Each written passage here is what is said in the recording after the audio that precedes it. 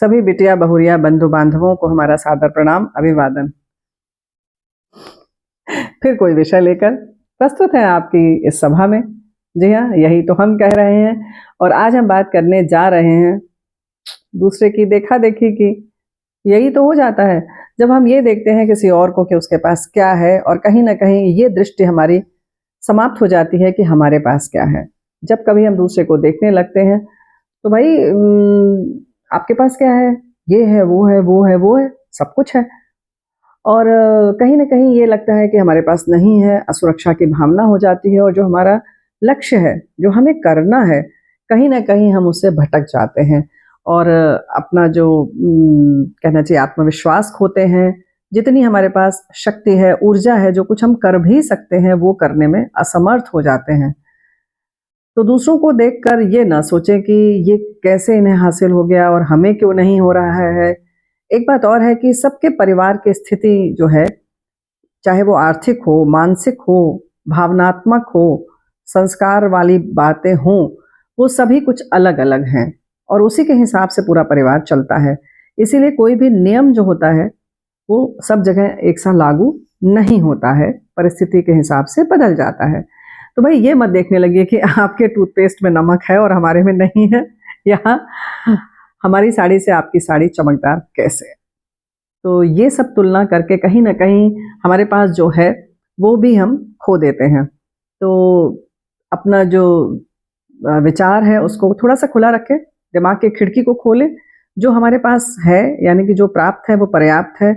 इस दृष्टिकोण से जब हम आगे बढ़ेंगे, और बात फिर वही है कि यहाँ पर हमारे पास जो इस समय है, उसके बाद क्या? यानी कि जो भी सामग्री जिसको कह सकते हैं, सुविधाएँ हैं, असुविधाएँ हैं, जो भी है, सुविधा, असुविधा, बहुत सारी चीज़ों को हम कहते हैं, ये बहुत बड़ी बाधा है हमारे जीवन की। चलिए, ये भी है तो ना आपके पास, इसको लेकर किस तरह से आगे बढ़ सकते हैं? इसके बाद हम क्या कर सकते हैं? इसके साथ हम क्या कर सकते हैं? तो बस ये तो वर्ल्ड फेमस है कि जब आप आत्मविश्वास बना के रखेंगे, आत्मविश्वास आपके पास होगा, साहस बना रहेगा, उत्साह बना रहेगा दिल का, तो बस लक्ष्य तो चुटकियों में हासिल हो जाएगा। तो आवश्यकता क्या है? जो हमारे पास है उसमें हम संतोष करें। संतोषम परमम सुखम। गोधन गज धन, बाज धन और रतन धन खान। जब आयो संतोष धन, सब धन धूरी समान। कितनी सुंदर ये पंक्तियां हैं। यानी कि कोई भी धन, मतलब आप समझ ही गए, गोधन गजधन यानी हाथी, घोड़ा, गाय, पशु हो, रत्न हो, कोई भी धन ऐश्वर्य है, वो सब समाप्त हो जाता है। उनका कोई महत्व नहीं है अगर आपके मन में संतोष नहीं है। कहीं ना कहीं आपको ये लगता है कि ये नहीं है हमारे पास, वो उसके पास है, ये उसके पास है, ये उसके पास है, इसके पास ये। चलिए, ये तो हम भौतिक सामग्रियों की बात कर रहे हैं। कभी कभी हुनर की भी बात होती है कि उसके पास ये कौशल है, ये कुशलता है कि वो बहुत अच्छे से बोल लेता है, नृत्य कर लेता है, कर लेती है, कुछ भी, कोई भी कला हो सकती है, वो कोई भी किसी भी चीज़ में प्रवीणता हो सकती है।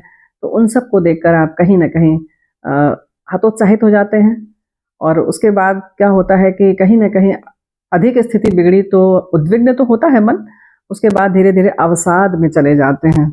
बड़ी आजकल सामान्य सी बीमारी हो गई है अवसाद में जाना, यानी स्ट्रेस में चले जाना, डिप्रेशन में चले जाना। तो इन सब से बचने के लिए यही आवश्यक है कि जो हमारे पास है वो पर्याप्त है, उसको देखें और हौसले बनाए रखें। हौसला बना रहेगा तो जो भी हमारे पास है उससे हम बहुत कुछ अच्छा करके बाहर निकल सकते हैं।